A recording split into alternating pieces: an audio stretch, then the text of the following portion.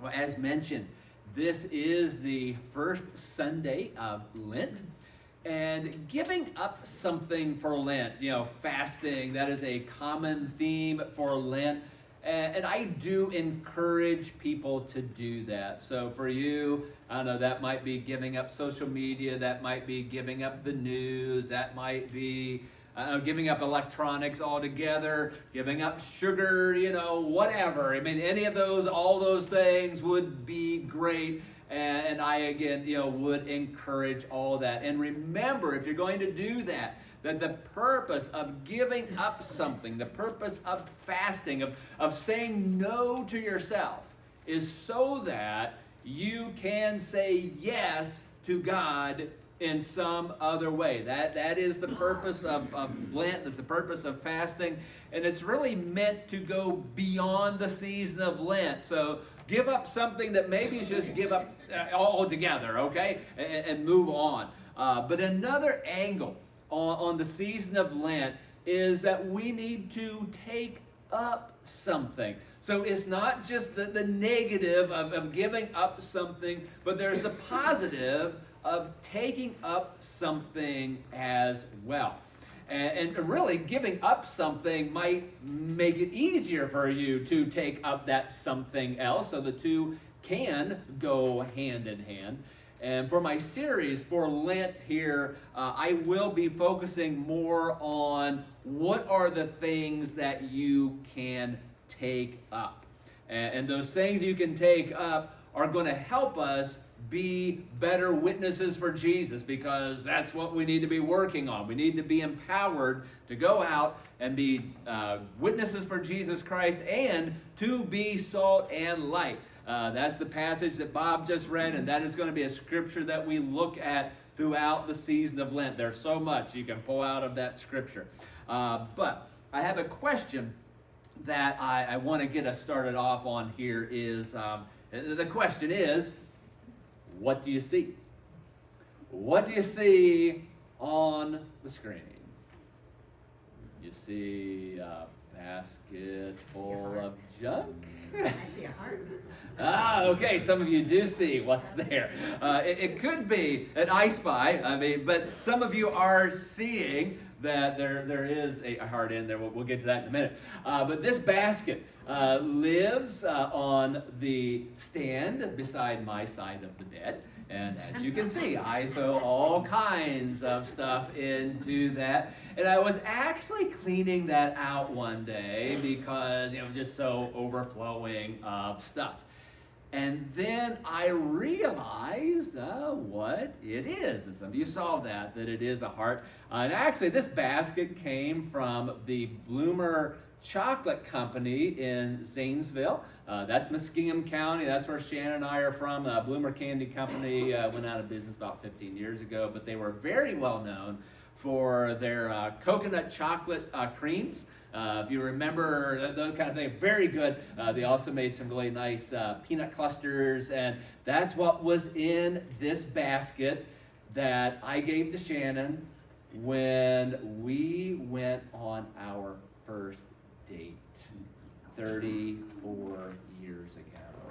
I almost did this on Valentine's Day, but we are doing other things. But we also, I'll throw in, we had our engagement anniversary last week, March the 6th. Shannon remembered it. I would have remembered it this week. I would have been like, oh, I was like, yeah, I often miss that one. But anyway, when it hit me, what this basket is, I get clearing stuff out of it, and I'm like, realizing what this is. I got to thinking what you might already be thinking right now. And that is that this basket, with such meaning associated with it, over time became a catch-all for whatever, which should make us all stop and think about what we are putting into our relationships. The relationships, the people that are close to us. And I would expand that to include people that God is wanting you to get to know. We talk all the time about the importance of getting to know other people. And so investing in relationships, not just your spouse, but everybody, that's important. And so here's another question. Are you just tossing whatever into your relationships? Are you tossing junk into your relationships? And if that's what you're doing, what do you think you'll get? Junk back. There you go. You'll get junk back. If you throw in whatever, you're going to get whatever. If you throw in junk, you are going to get junk or worse. So we need to think carefully about what we are putting into our relationships and choose wisely with this. And this is the doing that I'm getting at here this morning. This is what we need to take up in the season of Lent. It is going the extra mile. It is being intentional about putting the right things, the good things, into our relationships. And that may or may not require you to give up something else. If it does, okay, fine, that's good. Do both. But it's also, again, how we can be salt and light in our circles of influence. And to help us make those good choices and to point out what those good things are, I'm going to borrow from a great book that is titled The 5 Love Languages. It is a great book, released in 1992, which ironically is the year Shannon and I were married. So all these connections back to all those years ago. It is still being published today because the book is simply that good. And a lot of churches have done studies of this book over the years, and so a lot of church people are familiar with this book, and a lot of church people are probably, they already know what their love language is, and I'm not going to cover that in this series, but we will think about what those languages are, and the languages that the author names in this book are words of affirmation, quality time, acts of service, gifts, and physical touch. And so, kind of in a nutshell, the author says that for every person, one of those languages are going to stand out as like key to you. There's probably one that's secondary. You can think about what those might be for you as we go through this series. Again, that's not going to be the purpose of this series. But these are ways that we can put the right things into our relationships. Again, with our spouse, but not just our spouse, with our kids, our grandkids, our friends, our neighbors, and again, people that God is wanting to get you to know, or for you to get to know. That's how we get to be salt and light in the world. And for this morning, we are going to look at the first language, and that is words of affirmation. And so to help us with that, we are going to go to the book of Genesis in chapter 27, which is part of the account of Jacob and Esau. And Jacob and Esau were the twin sons of Isaac. And so we get to talk about brothers again. We were just talking about the prodigal sons, and now we're going to talk about Jacob and Esau. And this story between these two brothers gets arguably uglier than the prodigal sons. But you may know this story, but at this point, chapter 27, Isaac has grown really old. His eyesight is really failed him, and he knows he's close to death. And so he's got this plan that he gives to his son. Firstborn was Esau. So he tells Esau to go prepare him some food that he really likes so that they may have a meal together and so that Isaac can speak a blessing on him before he dies. And Esau is an outdoorsman. This guy's a hunter. He likes to grill out, and this is the guy. His steaks do not come from Walmart, all right? They don't even come from Bueller's. I mean, his steaks, he's gone out. He's harvested them himself. He field dressed it. I mean, it was from the field to the grill. I mean, Most of you probably know somebody like that. This is Esau. And so, that's what he's going to go do. So as he goes to do this, though, unfortunately for Esau, that conversation between he and his father were overheard. And the short of the story is that the younger son, Jacob, has food prepared for him. Mama did it for him, all right. They kind of got mama's son and daddy's son story going on here in this story. There's so much you can do and all that, but we're not going down that path today. But mom prepared all this food for Jacob, and Jacob then disguises himself as Esau, goes in, has this meal with his father, and that is where we pick up the story. So I'm going to read part of this here. So this is Isaac speaking to Jacob, and he says, "May God give you heaven's dew and earth's riches, an abundance of grain and new wine.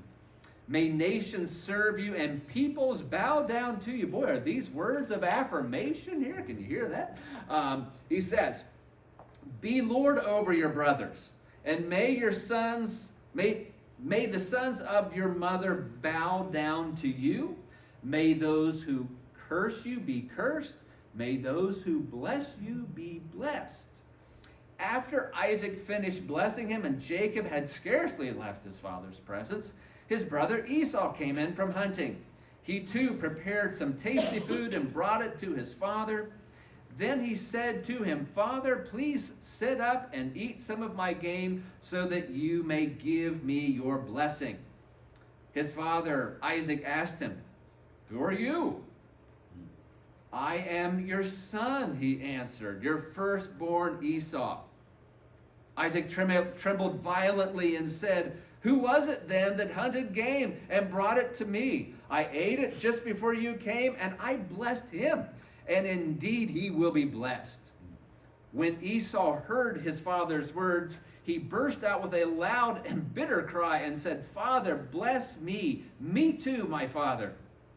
Isaac answered, "Esau, I have made him lord over you, and have made all of his relatives his servants. And I have sustained him with grain and new wine. So what can I possibly do for you, my son?" Esau said to his father, "Do you have only one blessing, my father? Bless me too, my father." Then Esau wept aloud. Now, you might be thinking, that was a rotten, dirty thing that Jacob and his mom put together. But golly, Esau, Isaac, take a breath, guys. Chill out. I mean, it's just some words. I mean, it's words that you can say to somebody else. I mean, you can change that, right? But you got to understand that in that ancient culture, it was believed that spoken words had a great deal of power in of themselves.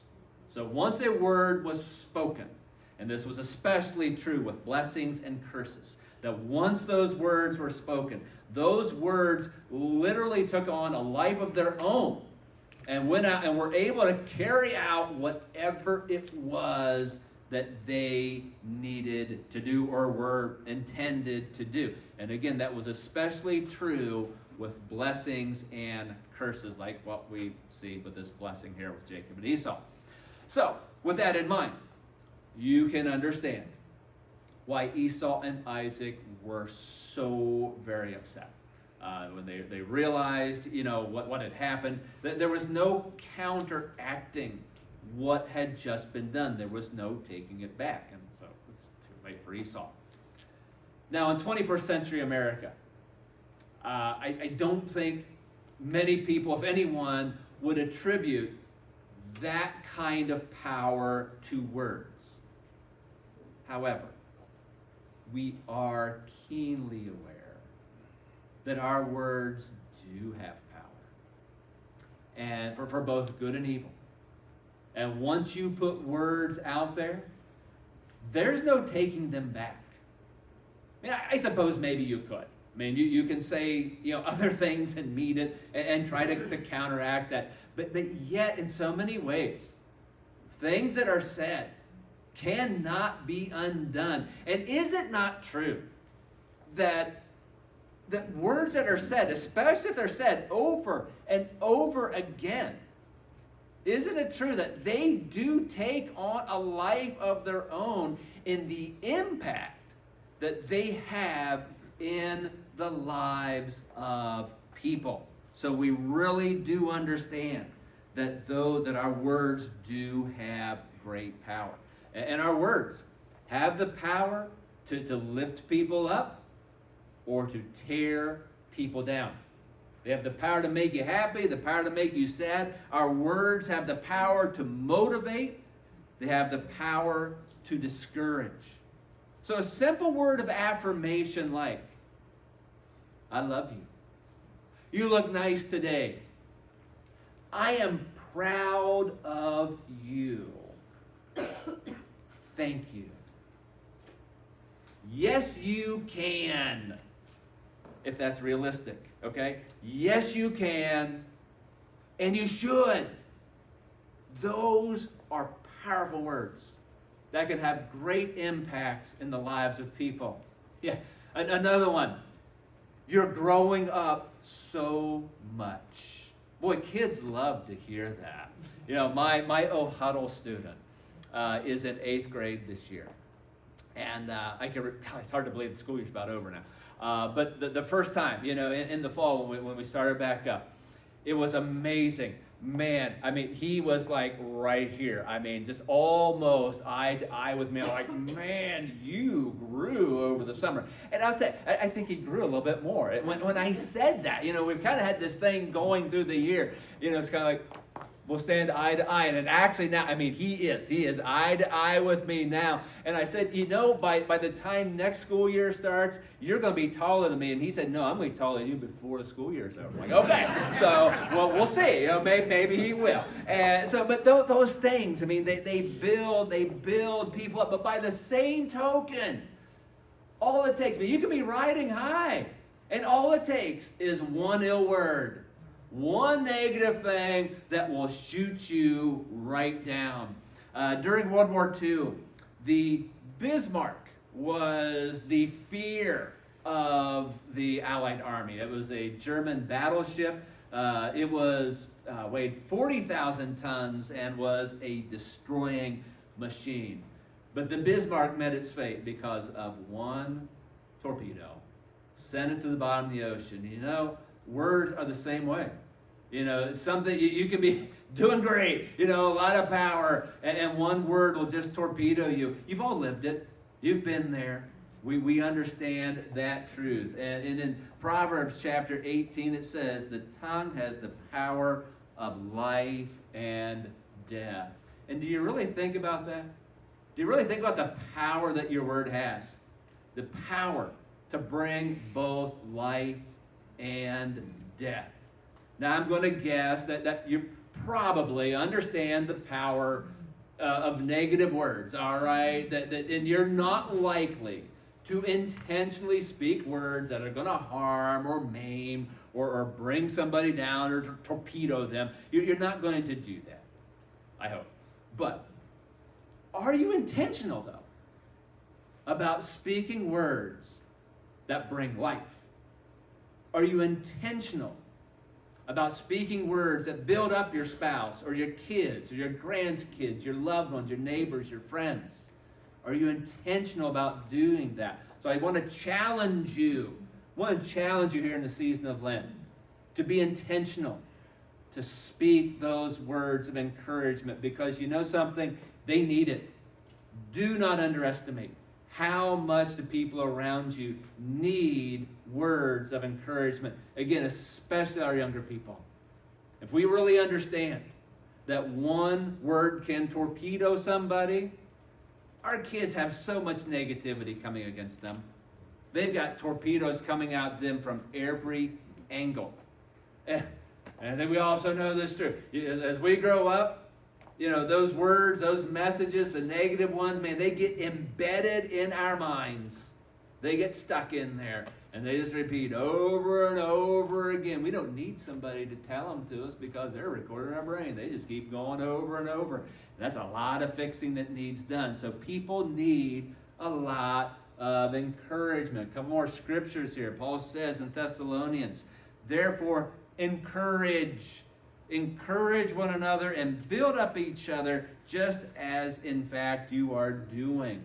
And then in Ephesians he says, do not let any unwholesome talk come out of your mouths, but only what is helpful for building others up. You catch that? Building others up. That's what we need to be doing according to their needs. You need to understand what their needs are. Give them the words then that meet those needs, that it may benefit those who listen. And again, our world needs a lot of encouragement.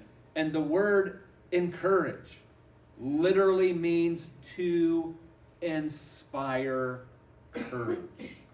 So with people that you don't know yet, or that you're needing to get to know, maybe some encouraging words would be, I'll pray for you for that. And would you like to pray right now? We've talked about that too. You can pray with those people right then, right there. Or how about this? Would you like to just talk about that? And no judgment. No judgment from me. Just, you want to talk about it. I'll just simply listen.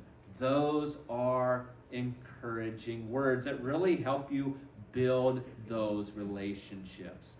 And this is being salt and light in the world. Okay? And salt and light, let's focus on salt. In the ancient culture of Jesus' time, salt had so many values to it. And I won't try to cover them all here. But one of those values was that it was important to the soil, okay? So any of you that like gardening, that really are into that, know that the soil needs just the right amount, which is a little bit of the right kinds of salt. That is vital. You also probably know that too much salt, a lot of salt, is devastating to the soil. That'll kill everything. In fact, in the ancient world, salt was used as a disinfectant. They understood that.